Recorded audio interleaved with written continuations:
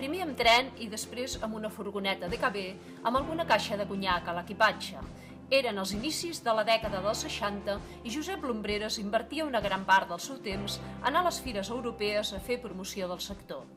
D'aquell temps jo recordo que la primera vegada que vam sortir va ser el 1962 i vàrem anar-hi en tren i el 63 ja ho vàrem poder fer amb una DKV que portava més de 100.000 quilòmetres. Estàvem 30 hores per arribar a puesto. Quan anàvem amb la DKV, a més de portar els fulletons i el mobiliari per muntar els estants, portàvem vi i conyac, perquè això ens obrien totes les portes i estalviàvem molts de diners amb això. Acompanyat de Joan Ferrer del càmping La Fosca i de Jordi Roquer del càmping Palamós, feien llargs viatges, molts a Brussel·les, per poder explicar en directe les excel·lències dels càmpings. D'aquells temps en guarda moltes imatges i molts records a la memòria. Penseu, només per un exemple, per entrar als folletos, a dintre de la fira ho tenien empreses amb exclusiva i cobraven 50.000 pessetes, però amb una simple ampolla de conyac els teníem els primers de tots i res més. I per guanyar unes quantes pessetes per poder anar pagant els viatges, van tenir la idea de fer pòsters de ballarines amb el nom personalitzat i van tenir demandes peculiars com la d'una ministra russa de turisme.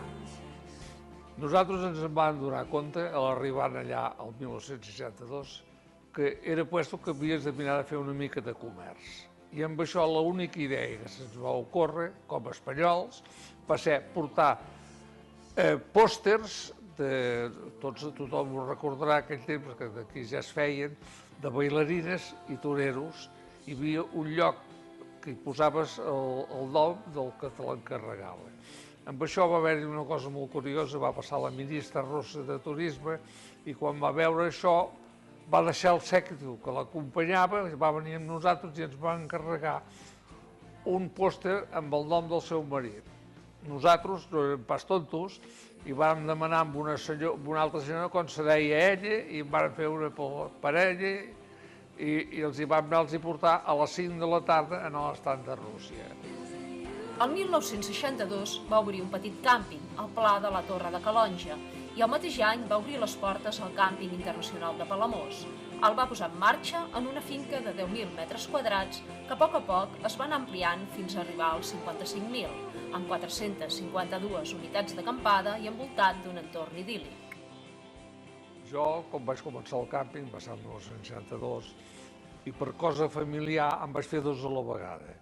Una a Calonja, que és el Pla de la Torre, que no hi ha hagut moda de créixer, i aquest ho vaig fer amb una vinya que teníem de 10.000 metres quadrats. Avui arribem a 55.000 metres, per això ha comportat la compra d'11 finques més per afegir-hi, perquè les finques allà eren molt petites. Des dels inicis va treballar pel conjunt del sector. Va ser secretari durant més de 30 anys de l'Associació de Càmpings de Girona, de la Federació Catalana i de la Federació Espanyola. Tots depeníem del sindicat vertical que hi havia i llavors a mi em van involucrar de seguir tant com en Roquer com en Ferrer, em van fer entrar a la Junta en el sindicat vertical. Fins que va haver-hi el moment de les associacions i vàrem crear l'Associació de Càmpings de Girona. D'aquí vàrem fundar nosaltres mateixos la Federació Espanyola de Càmpings. La vàrem fundar una mica a la nostra manera perquè érem els pioners, no solament a Catalunya, sinó d'Espanya de fer càmpings. Una de les persones amb les que Josep Lumbreras va estar relacionat durant molts anys va ser Ramon Mestres. La seva filla, Marina Mestres, en té molt bons records. Amb el senyor Lumbreras i la seva família sempre ens ha unit una gran amistat. El meu pare i ell ja anaven a moltes fires i eren membres de l'Associació de Càmpings de la província de Girona. Vaig vinculant tothom, però especialment amb en Ramon Mestres, en Pau Reposi, perquè era una persona que donava gust d'anar a l'estranger. Ell ens deia, heu d'invitar aquest, l'invitàvem, però el que pagava era ell, sempre, perquè era així d'esplèndid. Com també hauria de dir, recordar en el senyor Sunyer del càmping Les Dunes, que també és una persona esplèndida, que cada any fa molt pel càmping que molta gent no se n'entén.